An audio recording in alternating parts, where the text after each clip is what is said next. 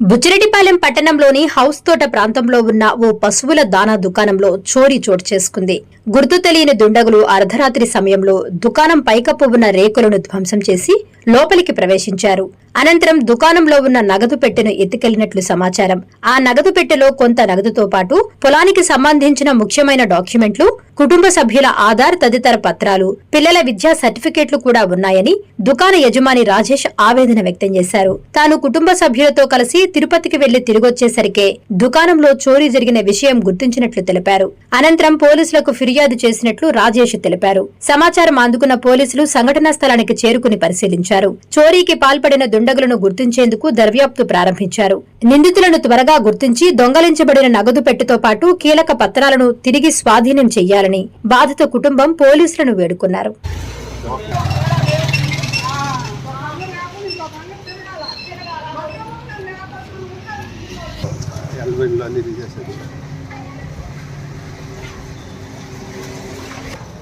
నా పేరు వరదా రాజేష్, హౌస్ తోట దుకాణము, మాది పశువుల మేతలు అన్నది.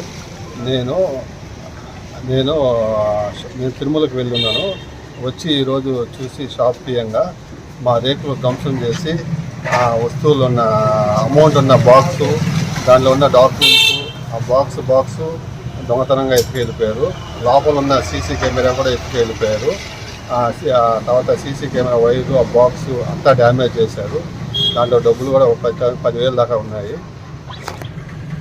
అందువల్ల 10,000 దాకా డబ్బులు నష్టము. దాంట్లో పోలీస్ స్టేషన్లో కూడా ఫిర్యాదు చేశాము. వాళ్ళు కంప్లైంట్ తీసుకున్నారు, దాన్ని విచారిస్తామని చెప్పుకున్నారు. ఆ బాక్స్లో పొలాల డాక్యుమెంట్స్, ఏటీఎం కార్డ్స్, తర్వాత పిల్లల సర్టిఫికేట్స్, స్టడీ సర్టిఫికేట్స్, తర్వాత అన్ని సర్టిఫికేట్స్ ఉన్నాయి. దాంట్లో మొత్తం box ఎత్తుకెళ్ళిపోయారు.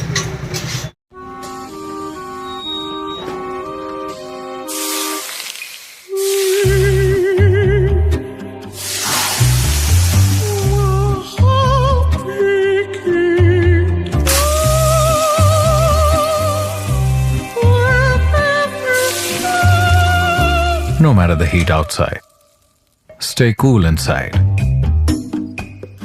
with energy efficient windows from Asahi System Windows.